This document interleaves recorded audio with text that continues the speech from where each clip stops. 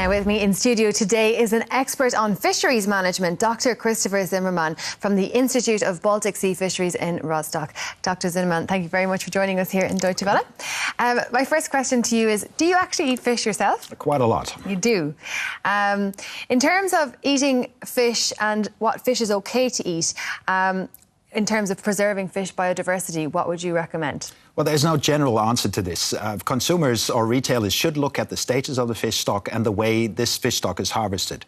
And so you can, if we take cod, for example, there are stocks which are in pretty good shape or in excellent shape, like the biggest cod stock in the world, the Barents Sea or Northeast Arctic cod.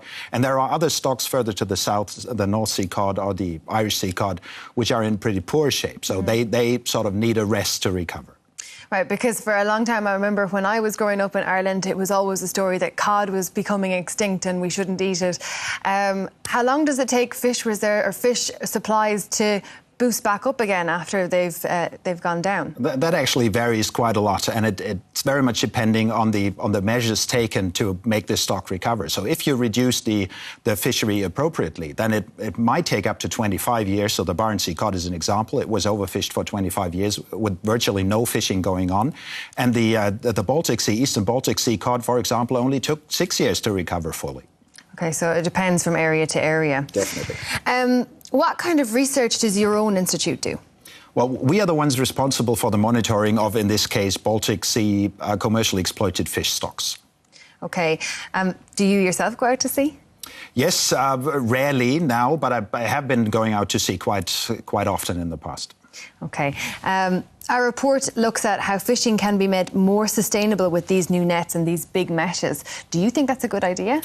I think this is definitely a good idea. So increasing the selectivity is a good idea, and I don't think we are at the end of the development. So we could look at gear which has less impact on the environment, but we have to accept that each kind of fishery impacts the environment. So there's no way that we could just say there's no impact to the environment at all.